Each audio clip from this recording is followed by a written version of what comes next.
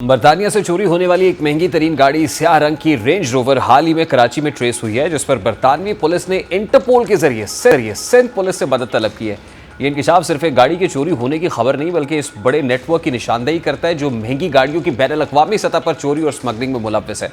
Media reports की गाड़ी 22 नवंबर 2022 को इंग्लैंड के शहर रागोट से चोरी हुई थी। गाड़ी में जदीद ट्रैकर नस्ब था जिसने कुछ वक्त तक इसकी लोकेशन लीड्स तक दिखाई, लेकिन फिर अचानक ट्रैकर का सिग्नल खत्म हो गया। लेकिन तकरीबन 2 साल बाद 11 फरवरी 2025 को यह गाड़ी कराची के इलाके सदर टाउन, आजम बस्ती और कुरंगी सर्विस रोड के करीब दोबारा ट्रेस हुई, जिस पर बरतानवी पुलिस ने फौरी तौर पर इंटरपोल मैनचेस्टर के जरिए सिंध पुलिस को खत लिखा और गाड़ी बरामद करने की दरखास्त। ये सवाल बहुत अहम है कि इतनी कीमती गाड़ी बरतानिया से कैसे गायब हुई और बगैर भी कैसे पहुंच गई। इसका जवाब गाड़ी चोरी करने वाले माफिया के तरीका वारदात में छुपा है। बैनुल अक़वामी सतह पर गाड़ी चोरी के माफियाज नहायत मुनज़्ज़म तरीके से काम करते हैं। सबसे पहले वो महंगी और जदीद गाड़ियों को टारगेट करते हैं क्योंकि उनकी ब्लैक मार्केट में कीमत करोड़ों तक पहुंच सकती है। ये गिरोह आमतौर पर ऐसे अफराद पर मुश्तमिल होते हैं जो जदीद टेक्नोलॉजी को बआसानी हैक कर सकते हैं, जैसा कि रेंज रोवर या दीगर लग्जरी गाड़ियों के इलेक्ट्रॉनिक लॉक और ट्रैकर सिस्टम को हैक करने के लिए वो जदीद सॉफ्टवेयर और स्कैनर्स इस्तेमाल करते हैं। कई बार वो रिले अटैक नामी टेक्निक भी इस्तेमाल करते हैं। ये एक सादा चाल होती है जिसमें चोर 2 छोटे इलेक्ट्रॉनिक डिवाइस रखता है, एक गाड़ी के पास, दूसरी जहां असल चाबी रखी होती है। फिर वो गाड़ी के सिग्नल को पहली डिवाइस से पकड़कर दूसरी तक भेज देते हैं और फिर वही सिग्नल वापस गाड़ी तक पहुंचाकर गाड़ी को ये पैगाम देता है कि चाबी करीब है, जिससे दरवाज़ा खुल जाता है और गाड़ी स्टार्ट हो सकती है। यानी चाबी को हाथ में लिए बगैर ही गाड़ी खुल जाती है। फिर अगला मरहला इस गाड़ी को बैरून मुल्क भेजने का होता है। इस मकसद के लिए माफिया के पास बंदरगाहों और कार्गो कंपनीज में अपने लोग मौजूद होते हैं। गाड़ी को आमतौर पर कंटेनर में छुपाकर भेजा जाता है जिसमें उस पर जाली कागजात और जाली डिक्लेरेशंस लगाए जाते हैं ताकि ये दिखाया जा सके कि किसी डीलर की कानूनी गाड़ी है।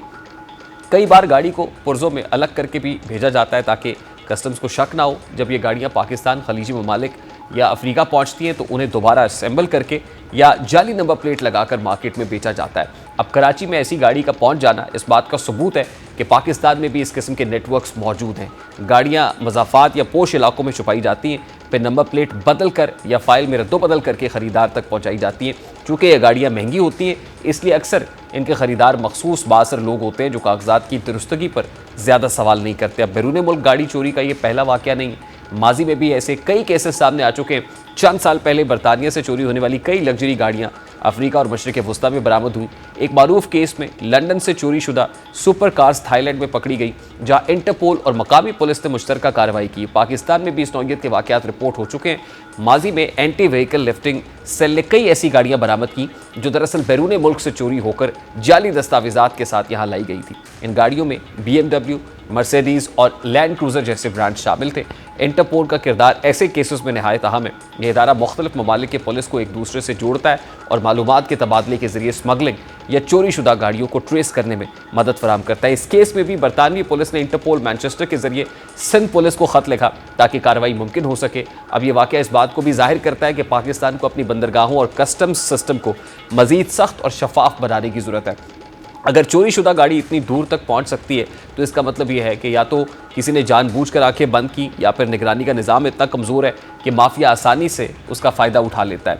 लग्जरी गाड़ियों की बैनुल अक़वामी चोरी सिर्फ एक क्राइम स्टोरी नहीं बल्कि एक पूरी इंडोर और अंडर वर्ल्ड इकॉनमी है जिसमें टेक्नोलॉजी, जालसाजी और ब्लैक मार्केट का गहरा किरदार है।